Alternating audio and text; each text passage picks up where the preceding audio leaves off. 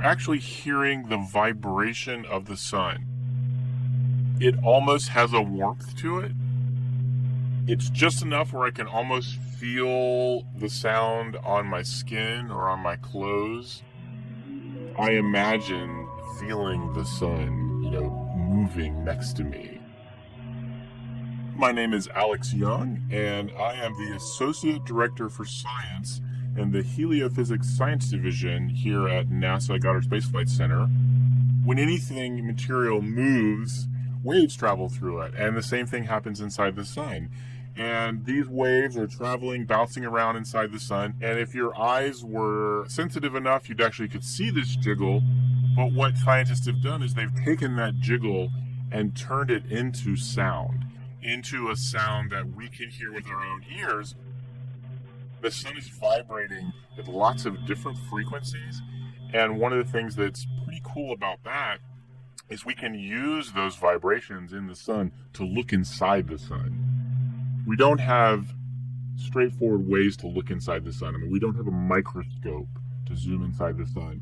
So using a star or the sun's natural vibrations allows us to see inside of it. And we can see huge rivers of solar material flowing around.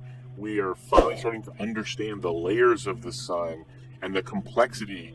It's really cool because all of this complex motions inside the sun are in fact what generates magnetic fields inside the sun. And those magnetic fields float up to the surface and give us sunspots, and those sunspots give us solar flares and coronal mass ejections, this whole thing we call space weather. So all of these things are connected, and that simple sound is giving us a probe inside of a star. I think that's a pretty cool thing.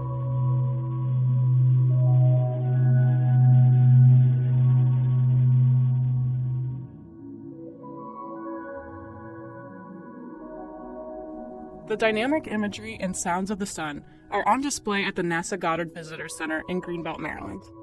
Solarium is an immersive art installation that transports visitors into the heart of our solar system. This story was produced right here at Goddard by Katie Atkinson and Michaela Sosby. The sounds you heard in this piece were sonified by the Stanford Experimental Physics Lab. The data comes from the Solar and Heliospheric Observatory, a collaboration between the European Space Agency and NASA.